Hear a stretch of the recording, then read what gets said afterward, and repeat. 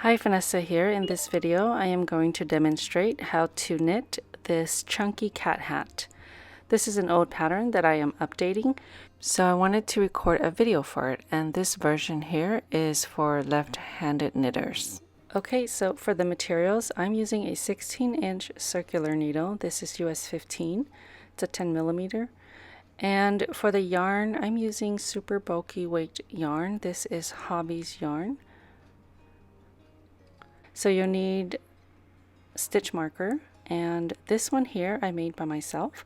I'll link a DIY video if you're interested in making some for yourself.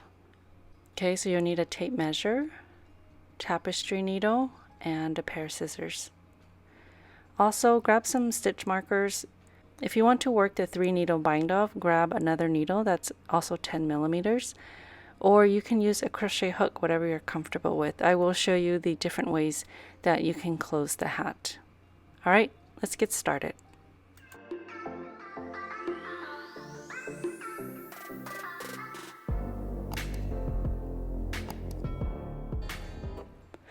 Okay, so we're going to start with casting on 42 stitches plus 1. So this pattern is in multiples of 3 plus 1. And I'm just working a long tail cast on. If you need a slower video tutorial, I'll link that in the corner as well, but I'm just going to go ahead and cast on 42 stitches. Okay, so I have 42, and I'm going to add that extra one right now.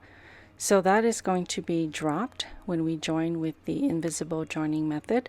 So your total stitches will be 42, and that's for an adult size. If you're adjusting, just make sure you have multiples of 3 and then plus that extra one for joining. If you would like the pattern, it is linked below in the description box. Okay, so once you have the number of stitches you need, make sure it's not twisted. We're going to now join. So this is what twisted looks like. So if it's twisted, your hat is going to be all weird. So make sure it's not twisted. And we're going to use the invisible joining method. Okay, so right here, you want to slip as if to purl and bring it to this side. This one here, you're going to pick up and pass it over the one you just slipped over and drop it. So that's the additional stitch that we casted on, just so that we can join our round. Grab your stitch marker, place it on your needle, and now we're going to start round 1. So you're going to knit the first 2 stitches. Okay, that's 1. And 2, and then you're going to purl the next stitch. Make sure your yarn is in the front. Okay, now you're going to just repeat that. You're going to knit 2 and purl 1. So I'm knitting continental style. Some traditional English knitters get very lost in the way I knit, so let me show you what that looks like traditional style. So again, you're going to knit 2, so there's 1 and 2. Bring your yarn forward and purl the next stitch. So you're going to repeat this all the way around. Okay, yarn in the back, knit 2, 1, 2, and then bring your yarn forward and purl 1. Okay, so I'm going to work those stitches all the way around.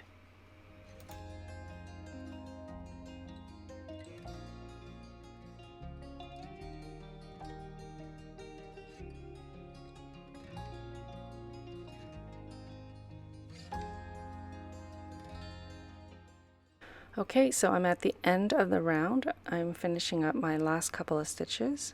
Okay, purl my last. Now you're going to move your stitch marker and you are on your second round. So all you're doing is repeating the last round until about an inch past the top of your head. So that'll give you room to close it up and make the cat ears. For the beginners, if you get lost and you're not sure which stitch is which, just look at the individual stitches. So right here, this part right here, that's the purl bump. We call it a purl bump. So these two here are the knit stitches. You can see the V stitches right below. Those are the knit stitches. Right here where you have a strand of yarn wrapped around your stitches, that is your purl bump. So that's your purl stitches. So those are the things to look out for if you are having trouble remembering or finding out which one is a purl stitch or which one is a knit stitch.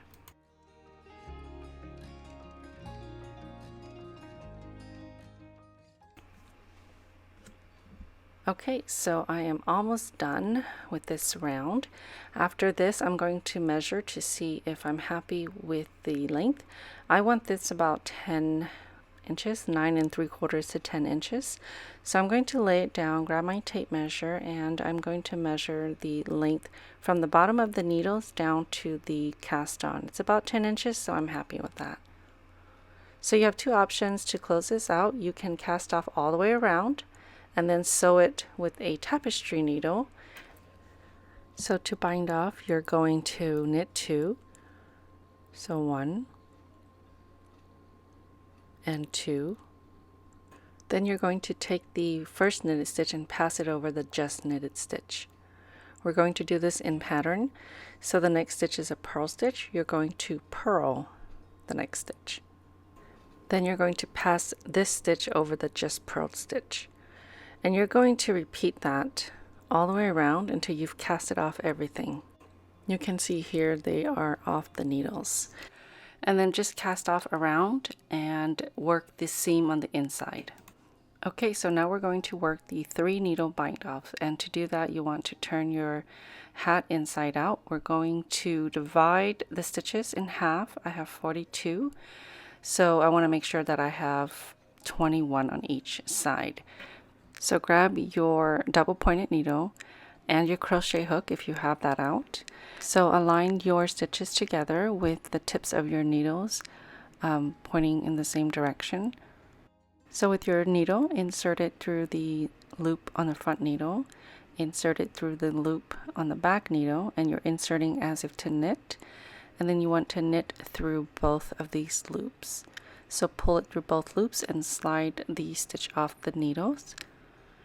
And then you're going to knit another stitch. So into the front one, through the back one, as if to knit, and then knit those 2 stitches. Whoops. Then knit those 2 stitches and slide it off. Now you're going to grab this first one and pass it over the just knitted stitch. So this is just like binding off, except you're going through 2 loops and you're basically sewing it at the same time. So through the front and back, as if to knit, and then knit the stitch, pull it through, and then slide it off. Okay, now pass this stitch here over the just knitted stitch. So you'll continue in that manner to the end. If you have an extra stitch, then just go ahead and knit that last stitch. Okay, let me show you an easier way to do this with a crochet hook. So grab your crochet hook. I couldn't find my 10mm, so I have my 9mm here. So you want to insert that in the loop, and you're going to stick your hook into the loops as if it was a needle. So through the front loop on the first needle, the next loop in the back. I'm going to move this. Then you're going to yarn over by wrapping it around your hook and pulling through those 2 loops and then through the loop on your hook. Okay, so now let's do that again. In through the first loop, through the second, yarn over, pull it through those 2 loops. Now if you were knitting, you would pass this stitch over the just knitted stitch, but with the crochet hook you just pull it right through. Okay, through the next set of stitches, yarn over, pull through and through. So it's sort of in one swoop, and it's so much easier. Anyway, it's really up to you, personal preference. So go ahead and do that all the way across. Okay, so these are my last stitches. I'm going to go ahead and yarn over and pull through all of these loops. Now I'm done working across. Again, if you have one stitch left, just go ahead and knit or crochet that last stitch. Okay, so cutting my tail here, and I'm just going to pull it through the loop. If you're going to sew the ears down, you want to leave your tail, so you can use this one for this side. I'm just going to weave this tail in just a little bit, and then we'll get back to it later to show you how to sew the base of the ears.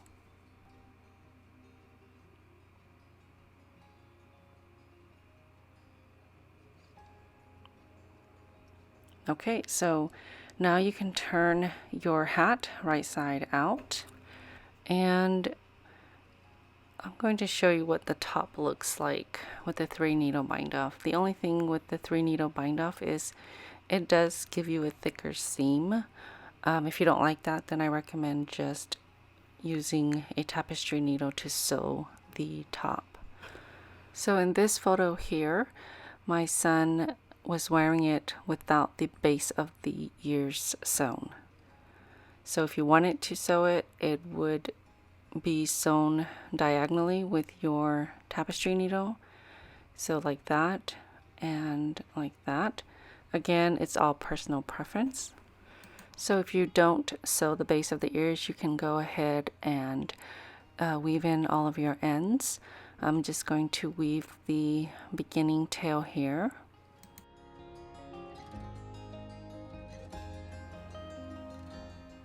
Okay, so you're done if you don't want to sew the ears.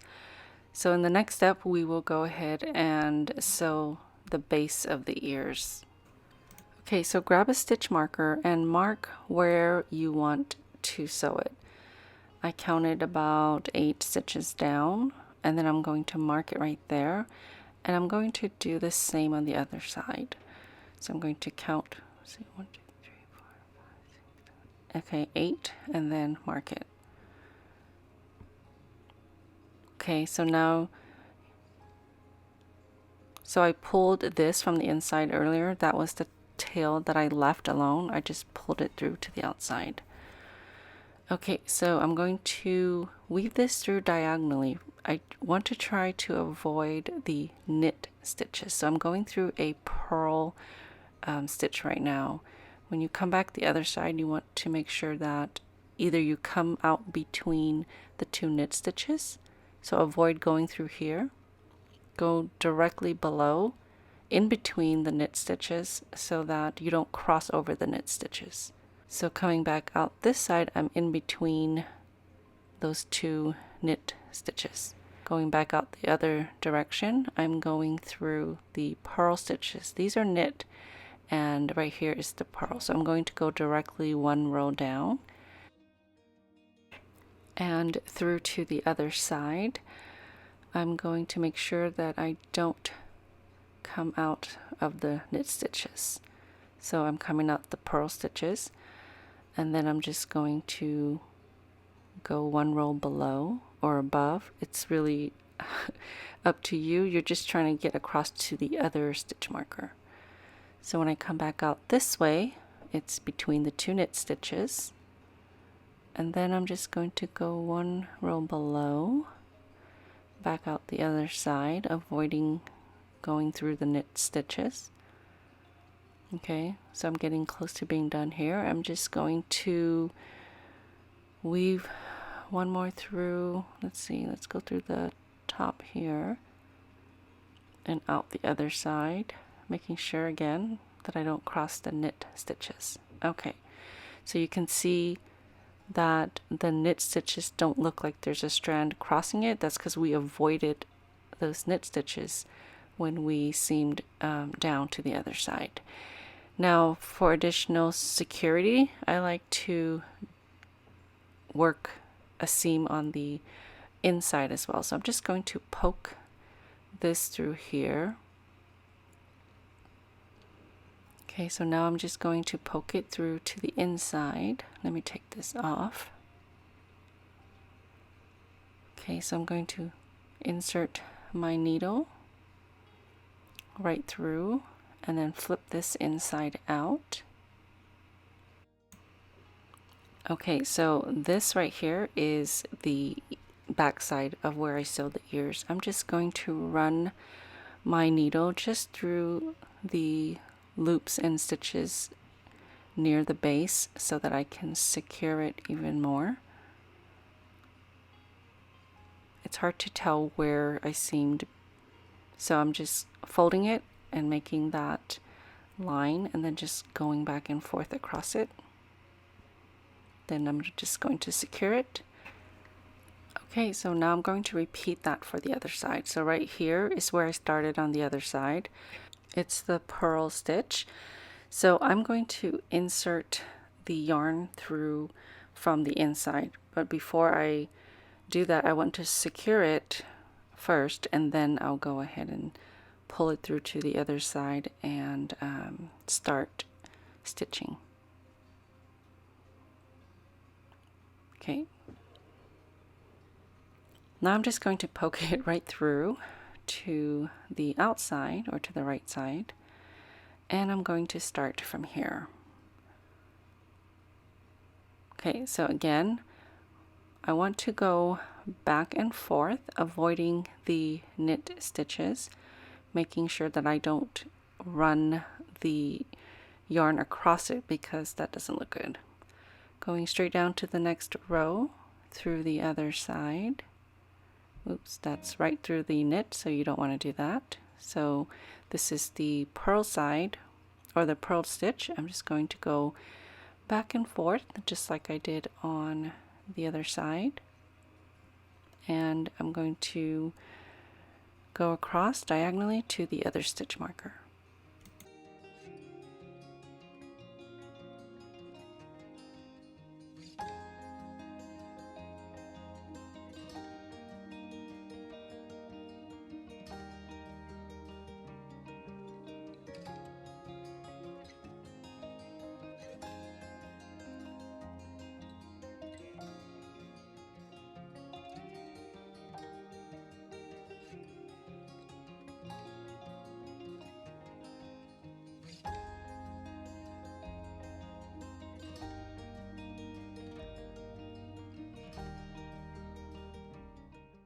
Okay, so before you secure it, make sure that you're happy with the way it looks and it matches the other side.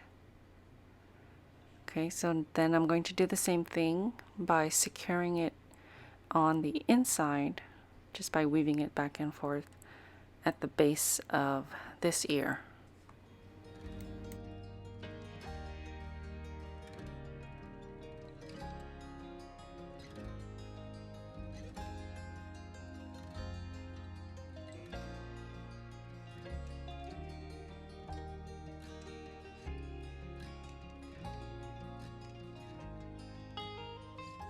Okay, now we're all done. I'm going to cut my tail. I've already secured it, and I'm going to turn it right side out.